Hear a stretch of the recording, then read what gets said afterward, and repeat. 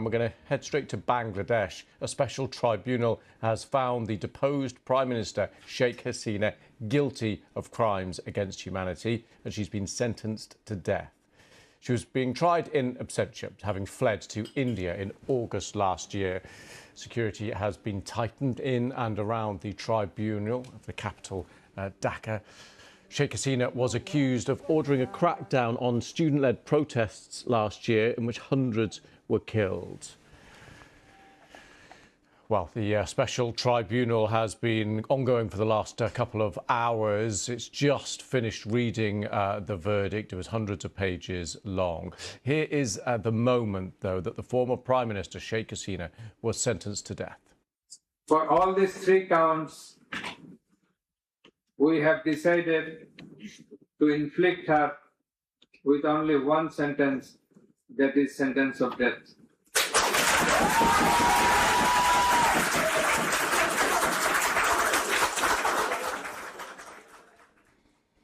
So that was the moment there of sentencing. We can cross now. We have our correspondents covering this for us in Dhaka, Arunadhay Mukherjee and Veena Gupta, who is in Delhi, where Sheikh Hasina is living in exile. First, though, let's go to Arunadhay. Just bring us right up to date.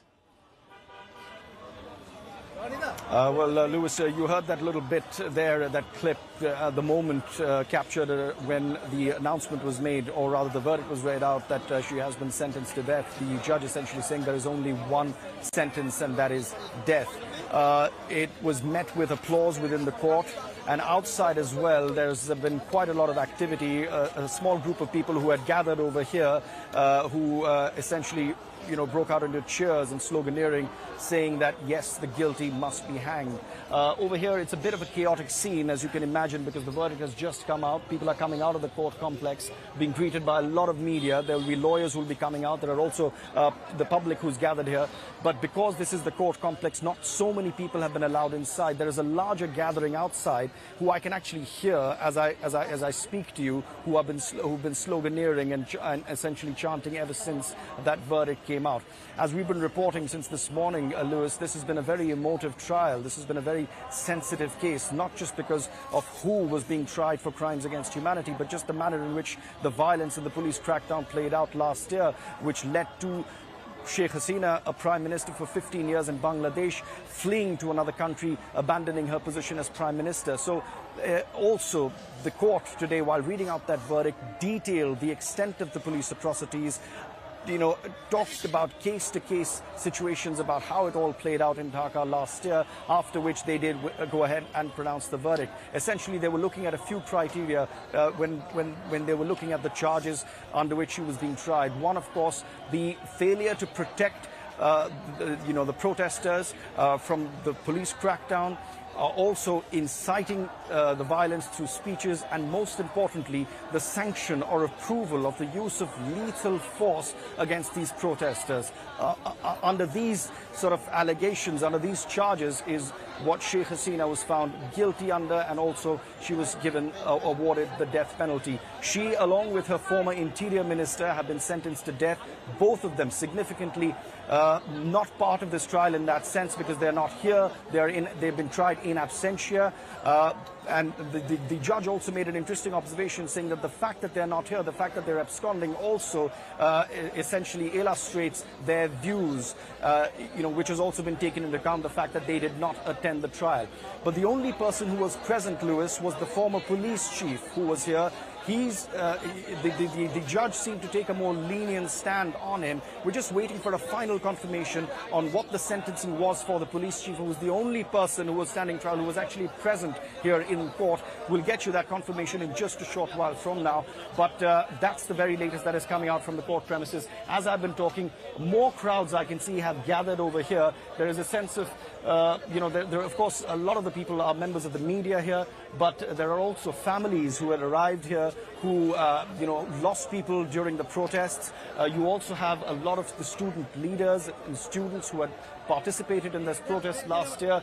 We met someone who had lost his son in those protests, who was 29 years old. So, you've got that kind of emotion really being picked up on here outside the court. Arunde, thank you so much for that. Bringing us right up to date there with events in the court in the last hour or so. Well, as Arunde was mentioning, the former Prime Minister in exile has been living in exile in India, and our correspondent is there. Davina Gupta is in Delhi for us. Davina, just talk us through what we are expecting to happen now.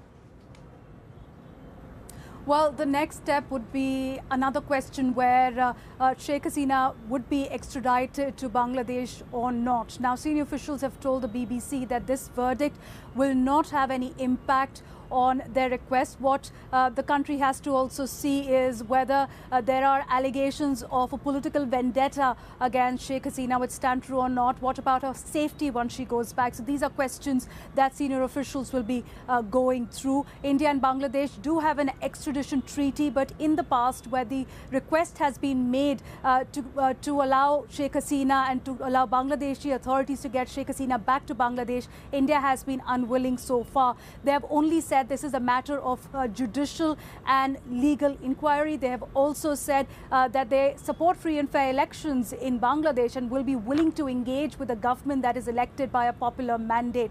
For now, Sheikh Hasina continues to live in Delhi. She's been speaking to local media and the BBC through an email interview in which she's also mentioned that this is a kangaroo court.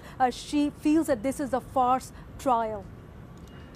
And so just giving a sense of you outlined there the kind of differences in the political decisions, the legal status, and just remind us, you started to mention it there, that the opinion of Sheikh Hasina in her case is that the criminal proceedings aren't valid in and of themselves in Bangladesh. Is that right? Well, what she's been saying is that this is a court which is set up for a political vendetta. She's not represented directly. There's a lawyer which was chosen by the state by her opponents. So essentially, she has made it clear that she doesn't believe in these proceedings through various email interviews. Now, one must also see that this is a special tribunal, or the International Court of Tribunal, which was set up by her government way back in 2009 to prosecute those that they believed were guilty of crimes because of the war against Pakistan, which is called the Liberation War in Bangladesh in 1971, when Bangladesh was carved out and gained freedom. Now, that particular special tribunal has also been accused by critics of being biased, of them targeting opposition of Sheikh Hasina through the years. And now we have seen that this ICT, as it's called, has been reconstituted once the Awami League lost power, and has been hearing this case in a 3-member bench, and the sentencing was done today. But in all likelihood, we are waiting for Sheikh Hasina's fresh statement, but in the past she's maintained that she doesn't believe that this court is working in a transparent manner.